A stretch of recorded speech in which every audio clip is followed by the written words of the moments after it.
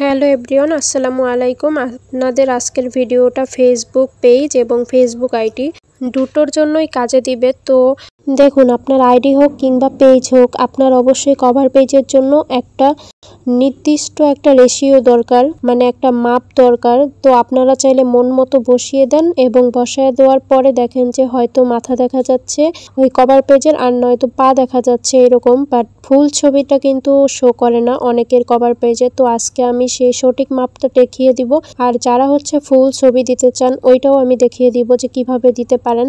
আমি আপনাদের সরাসরি দেখিয়ে দিচ্ছি। দেখুন, এখান থেকে এই কভার পেজের জন্য আমি একটা ছবি সিলেক্ট করতেছি।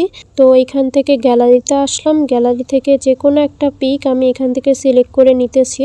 তো যে পিকটা সিলেক্ট করে নিচ্ছি ওইটা দেখবেন যে সম্পূর্ণটা এখানে বসবে না।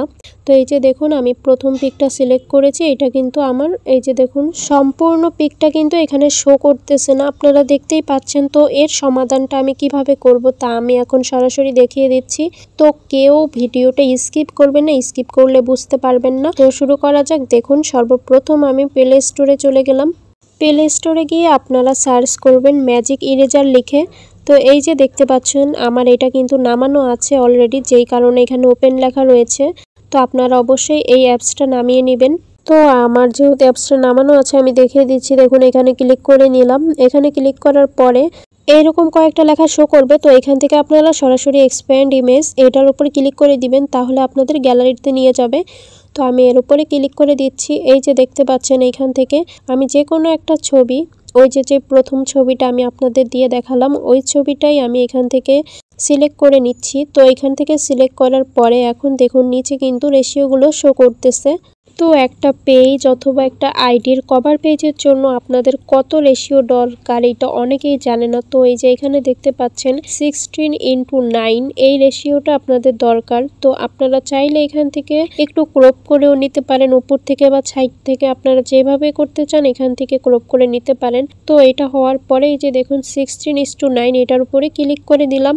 তো এটার উপরে ক্লিক করার পরে দেখতে পাচ্ছেন এই যে এখন উপরে যে নেক্সট লেখা রয়েছে এর উপরে ক্লিক করে দিচ্ছি। তো নেক্সটের উপরে ক্লিক করার পরে একটা অ্যাড চলে আসবে। এই যে দেখতে পাচ্ছেন এই অ্যাডটা এখন এখানে ক্লোজ লেখা চলে আসলে আমি ক্লোজ করে দিচ্ছি। তো এই যে দেখুন আমার এটা কিন্তু এখন এটা সম্পূর্ণভাবে কভার পিকের জন্য তৈরি হয়ে গিয়েছে। তো এখন আমি এখান থেকে সেভ অপশন যে রয়েছে উপরে, ওই সেভ অপশনের উপরে ক্লিক করে দিলাম। এখন কিন্তু এটা আমার সেভ হয়ে গিয়েছে। তো এবার আমি আপনাদেরকে দেখাচ্ছি আমার পেজ থেকে। তো আমি আমার পেজে এখন প্রবেশ করব। তো পেজে আসার পর এই যে দেখুন এইখানের এই ক্যামেরা আইকনে ক্লিক করে দিলাম। এখন আপলোড ফটো, এই আপলোড ফটো এর উপরে আমি এখন ক্লিক করে দিচ্ছি। তো এখানে ক্লিক করার পরে আমাকে কিন্তু গ্যালারিতে নিয়ে এসেছে। এই যে তো কিছুক্ষণ আগে যেটা সেভ করে নিলাম ওইটা এখন আমি এখান থেকে সিলেক্ট করে নিলাম। তো এই যে দেখতে পাচ্ছেন এখানে কিন্তু এবার খুব সুন্দরভাবে বসেছে, আর এইটাই কিন্তু আপনার পেজের অথবা ফেসবুক আইডির কভার পেজের একটা সঠিক মাপ। তো আপনারা সবাই বুঝতে পেরেছেন আশা করছি। ভিডিওটা ভালো লাগলে অবশ্যই লাইক, কমেন্ট এবং শেয়ার করে দিবেন।